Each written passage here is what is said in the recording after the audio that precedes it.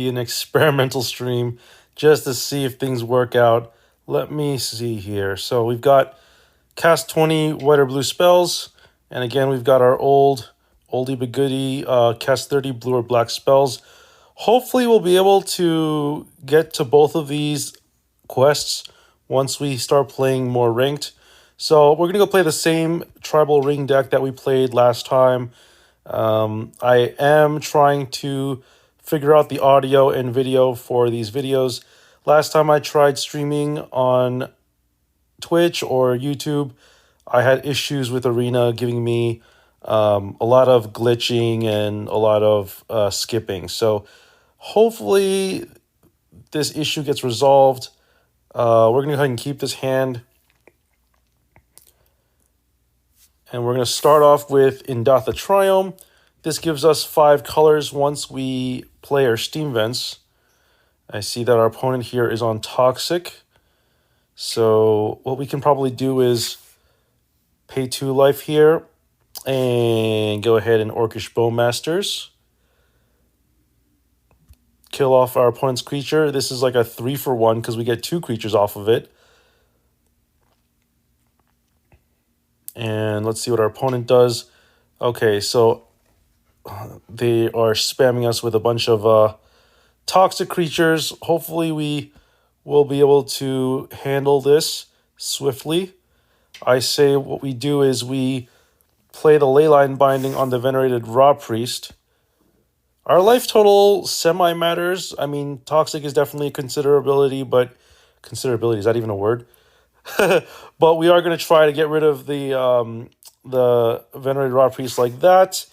We're going to go ahead and kill the Bilious Skull Dweller like this. Yeah, I mean, that was GG from our opponent. I mean, we basically had the answer to everything. So luckily that puts our mythic rating above 900, or I should say below 900. So we are looking pretty solid here. We're 1-for-1 in ranked. Let's go ahead and play another game.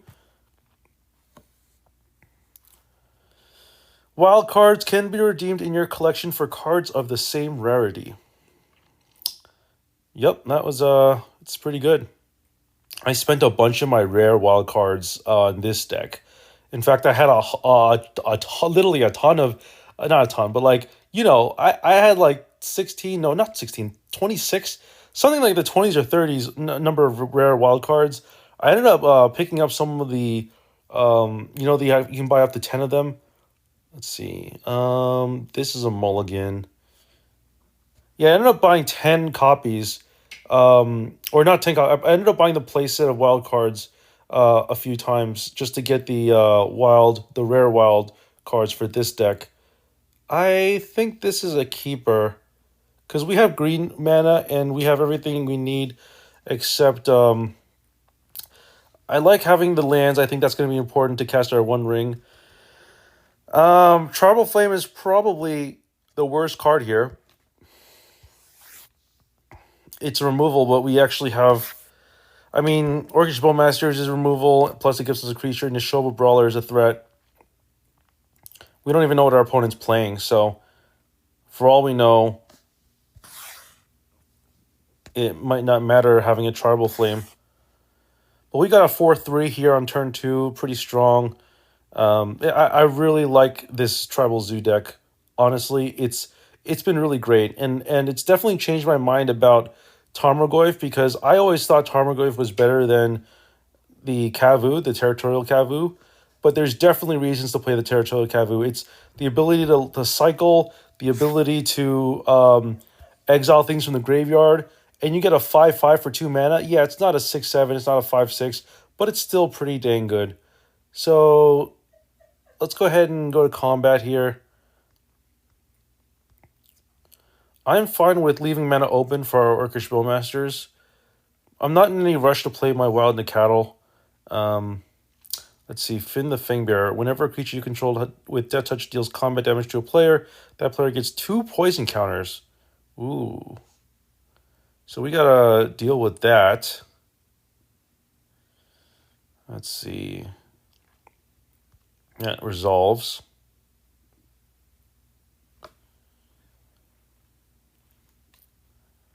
And we'll go ahead and flash in Orcish Bowmasters on our opponent's turn. Unfortunately, we won't be able to kill this Finn, but we'll at least be able to get some damage going. I think we should attack with the Nishoba Brawler here.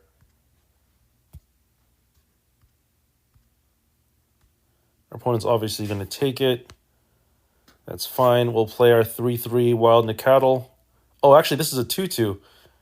Oh, because we don't have the planes. So yeah, we'll just go ahead and pass the turn. We will be able to block this thing if we needed to. We decided to hold off on the Orcish Bowmasters. I think that's fine. I'm gonna go ahead and play this Overgrown Tomb and get our Bloodbraid Elf in play. Perfect. So we get to finally kill this Finn thing. Let's see if our opponent has a response. Target creature you control deals damage. Okay, that's fine. And then it's gonna die. So they found some sort of removal spell for that. We at least dealt with that thing, and we're putting our opponent down to 4. I think we're looking pretty solid here. Our opponent's got a Grim Dancer. This creature is a very powerful 3/3. They chose Lifelink and Death Touch. Let's go ahead and let's just go to combat. I say we do this. Let's attack with these 3. Our opponent is going to have to block here. And then what we'll do is we'll flash this in response, dealing 1 damage to the Grim Dancer so that it dies. And then our opponent does gain life from that exchange, but what we get in response is value from the Orcish Bowmasters. I'm glad I held on to the Orcish Bowmasters. I wasn't going to be wrong for not casting it in that one window of period where we could have cast it, but I'm glad that we held on to it for the future because that combat trick was going to be key to getting us that win. The other option would be to just simply cast the One Ring and just gain incremental value through the One Ring, but I think that we had a good plan from going forward. So now we're 2-2 with this deck today. Let's see how we do against our opponent here, who's ranks 800 something.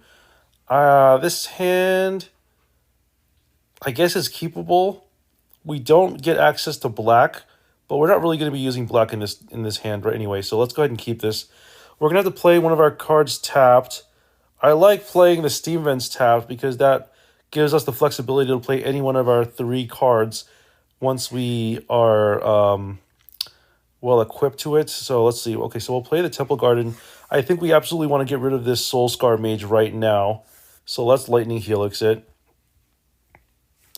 We don't want to give our opponent any window of opportunity to activate Prowess. So, alright, so Balmor, that's another card that we wish we could have removed, although we can still technically remove it. Let's do that. Let's get rid of this thing. And we'll play, I guess we'll play the Sacred Foundry tapped. And then this allows us to play on turn 4 2 2-drops. Alright, so this is pretty strong. I always thought this card was a very strong card, Mentor's Guidance. It's the Alchemy version that costs like 1 less mana, I think. It basically is 2 mana to draw 2 cards if you control a wizard. Instead of casting 2 2-drops, we're going to go ahead and cast Bloodbraid Elf because I think that's just infinitely better. We're not really in any rush to do anything with our Izzet Charm or Territorial Kavu. We could have theoretically also cast the Territorial Kavu and Nishoba Brawler, but I think that this is still a pretty powerful play. We got 3/2, 1/1, 1/1, Orcish Bowmasters in play. Effect, pretty powerful. Our opponent's going to obviously have to deal to get rid of the Orcish Bowmasters, but we still have 2 threats on the field. Our opponent, again, casts Mentor Guidance, not being able to copy it without having a wizard. Looks like our opponent drew the wizard. There's no other explanation for why they didn't just play the Gitu Lavamancer right then and there. We're going to go ahead and go to combat here. Well, actually, you know what we could do? We could remove this. I'm not really I'm not really in any rush to get rid of our to like, you know, cast our One Ring. I feel more comfortable just playing out our cards and just kind of getting a clock on our opponent, because the One Ring does have costs too, right? Like the life that you lose from it. Our opponent's on a Wizard Burn strategy, and that's definitely a consideration. I'd rather them use the Wizard Lightning on our Nishoba Brawler rather than to our face. But see, as you can see, our opponent is going to be dealing a lot of damage to us here. I think I'm fine casting the Leyline Binding. Let's see, this thing has flashback, right? Yeah, he's got the flashback. What we could do is respond to the Reckless Charge by casting Leyline Binding. So I think we'll do that. We'll go to combat. Our opponent only has one card in hand, so I'm not really afraid. I think what we do is we just cast the Territorial Kavu past the turn and allow our opponent to waste precious mana. There we go. All right, so I believe that's 3-3 with this deck. Puts us up to 749. See if we can get below 700 in this stream. So we'll play maybe a couple more games, see how we do. I'm really enjoying ranked right now. It's been a lot of fun. I feel like it puts a lot of pressure on me to do well, play optimally, while also giving me a lot more comfort in knowing that, hey, you know, I entered this is ranked. There's definitely stuff on the line here, but it's not like I lost money entering this. It's a free-to-play game. It's largely the people here in the Magic Arena community. You know, it's a community. So I do feel like the people are, you know, I've been making friends playing Magic Arena, and it's definitely been a lot of fun. So let's keep this hand. It's only a 2-land hand, but we only have 2 drops anyway. The only thing we won't be able to cast is our Lightning Helix, but I do like turn 1 Wild Nacatl, and then turn 2 we can make it a 3/3 with our Sacred Foundry. And that allows us to cast a Territorial Kavu or a Nishoba Brawler, making it a 4/3 or a 4/4 depending on which creature we cast. Let's go ahead and get our Sacred Foundry in play, making this a 3/3 going to combat. Let's see what our opponent does. We're going to go ahead and deal damage. And I'm thinking Territorial Kavu here. Our Nishoba Brawler has Trample. I sometimes like to cast the Nishoba Brawler rather than Territorial Kavu if we're trying to trample over creatures and deal as much damage as possible. And I'm fine with this getting countered too. It's not really the end of the world here. The important thing is we have a threat early and we're able to just take off. Like, just this is Wild Nacatl became like 1 mana, deal 6 damage to our opponent, right? Assuming that we land another damage, another combat. So, Temple Garden doesn't really add additional mana, like different domain. So we'll have it enter the battlefield tapped. Let's go ahead and just go to combat here and see what our opponent does. Now the other thing we could have done was have the Temple Garden untapped and cast Lightning Helix, but I don't really know if we have any good targets for that. Let's just go ahead and play our second threat. See if our opponent counters this. Return target spell to its owner's hand. That's fine. Again, they're making tempo plays, but we've got a threat on the board already, which means we're already winning. Okay, so we do have our blue mana. I like the idea of holding on to the Steam Vents untapped and just being able to have the flexibility to be able to cast our Izzet Charm. So let's go ahead and go to combat and see what our opponent does. And if they try to counter our next threat, our next Nishoba Brawler, we will have a response. Yes, let's cast it like this. Let's see how our opponent responds. No matter what, if they play a 2-mana counterspell, okay, cool, I'm fine with that. I was going to say, if they played a 2-mana counterspell, we would have been able to answer it. Let's see what our opponent does here. I'm ready for this Izzet Charm. I'm excited. You can tell I'm excited.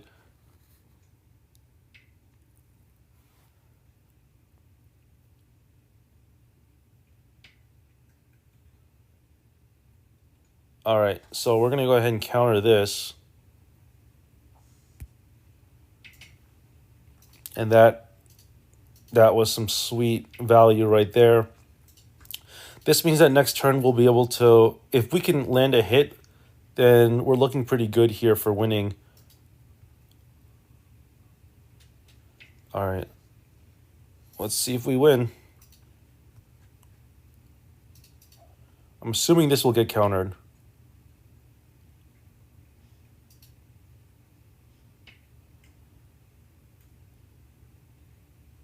All right, that's fine. Yeah, that's fine. They gain 3 life off of that. That's fine. Everything else we have has flash, so I mean, besides the 1 ring. So I think we're fine. Okay, cool. Our opponent concedes. Yeah, they didn't really have anything going there. Wow, so we're 4-4 with this deck. Let's go ahead and yeah, I had fun in this match. Let's go ahead and see if we can get sub 700. If we can, that would be amazing.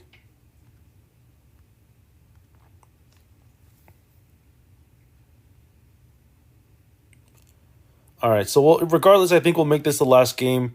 I do have things to do for the rest of the night, so there's a chance I might stream a little bit more later on, but hopefully my goal is to have some sort of Magic Arena content, because last time I played Arena, I was having issues with it. This doesn't seem like a keepable hand. I know I have like all the Triomes here, but not being able to play something until turn 3 is really bad. I'm going to mulligan this hand. This hand looks a lot better. Yeah, we can keep this hand and then get rid of the Indatha Triome, I'm thinking. Yeah, Indatha Triome isn't really that great here. We'll be able to cast our Wild Nacatl with Temple Garden, and then we'll make it a 3/3 off of Sacred Foundry. That also allows us to remove something with Lightning Helix. Let's see. Yeah, I think we need to take damage here if we want to be able to cast our Lightning Helix end of turn. End of my opponent's turn, that is. So they got Castle Ardenvale. This is a white land, enters the battlefield tapped unless you control planes. Pay 4 mana. It's technically all lands are colorless, but it adds white. Pay 4 mana, create a 1/1 white human creature token. All right. So the question is, what do we do if they pass the turn? I'm thinking we don't cast the Lightning Helix and just take the 2 damage from just accept the fact that we shocked ourselves for no reason. I mean, we'll just play our Xander's Lounge next turn anyway, so it's not like anything has changed. It's not like we can cast our Izzet Charm. Interesting. Okay, so let's go ahead and play Xander's Lounge. We'll go ahead and go to combat here. Swing for 3. Our opponent doesn't seem to have any responses here, so we'll just end the turn. They probably can tell that we have something in our hand that we can respond with, so they're definitely being very careful. All right, so I'm going to take my turn here. We're going to play the Indatha Triome. That means we'll be able to cast a Bloodbraid next turn. And I think we don't put Jegantha in our hand. We just keep things status quo with the Wild Nacatl. Leave mana open for Izzet Charm or Lightning Helix. I really like Izzet Charm, by the way. I think that's a great card. It's definitely a great addition to Historic. All right, so they're going to go ahead and cast Snapcaster Mage. We'll let this resolve.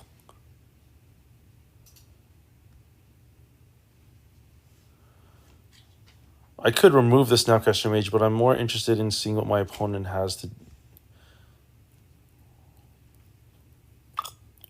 Now, do we just Lightning Helix them? No, again, I kind of like what the cards in my hand. I want to just Bloodbraid Elf right away and see what we can do. Even if our opponent counters this, we still have the Cascade trigger, which is the beauty of Bloodbraid Elf. It is just the best anti-control card ever. Because, like, no matter what they do, they can't, like, 1-for-1 Bloodbraid Elf. Nice. Territorial Kavu for the win. I'm sure our opponent has something to say about this with their control stuff. They probably blocked the Bloodbraid Elf here. Or not. Okay. Alright, that's fair. They're going to Supreme Verdict. And that can't be countered, right? Yeah. So I'm glad I was able to not play around it, but just I'm glad I wasn't able to cast my Izzet Charm anyway. Perfect. So we'll Lightning Helix, and this should win us the game.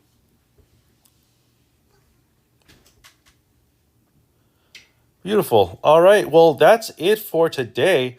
I believe this is 5 wins straight for us here on Arena.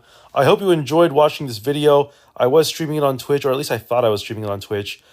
We'll see how things went. I wasn't able to really look at the chat or anything, but I'm hoping I'll be able to do that in the future.